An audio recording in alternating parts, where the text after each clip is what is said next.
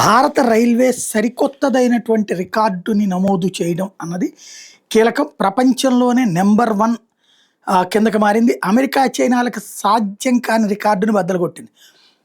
America, Canada, China, Australia లాంటి పెద్ద పెద్ద దేశాలు కూడా సాధ్యం కానటువంటిది. ఎలక్ట్రిక్ ఇంజన్లతో, ఎలక్ట్రిక్ లోకోమోటివ్‌లతో డబుల్ స్టాక్ కంటైనర్ రైళ్లు, ఒకదాని మీద ఒకటి కంటైనర్లు ఉండే గూడ్స్ రైలు నడుపుతున్న ప్రపంచంలోని మొట్టమొదటి దేశం కిందన భారతదేశం రికార్డు సాధించింది. ఒక డబుల్ స్టాక్ కంటైనర్ రైలు పట్టాలెక్కితే రోడ్ల మీద వెళ్ళే దాదాపు 200 భారీ ట్రక్కుల భారం తగ్గుతుంది.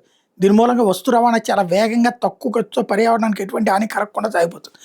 మరోవైపు పొల్యూషన్, ట్రాఫిక్ సమస్యలు తగ్గుతాయి, ఆయిల్ ఖర్చు తగ్గుతుంది, అన్నీ కూడా తగ్గుతాయి. భారతదేశం ఈ అద్భుతమైనటువంటి ఘనత సాధించింది. భారతదేశం ప్రత్యేకంగా నిర్మించినటువంటి డెడికేటెడ్ ఫ్రైట్ కారిడార్స్ వల్ల ఇది సాధ్యమైంది.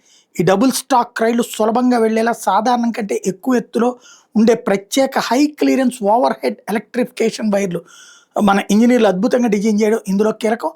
ఆర్థిక వృద్ధిని ఇది పరుగులు పెట్టిస్తోందని చెప్పడంలో ఎట్లాంటి అతిశయోక్తి లేదు.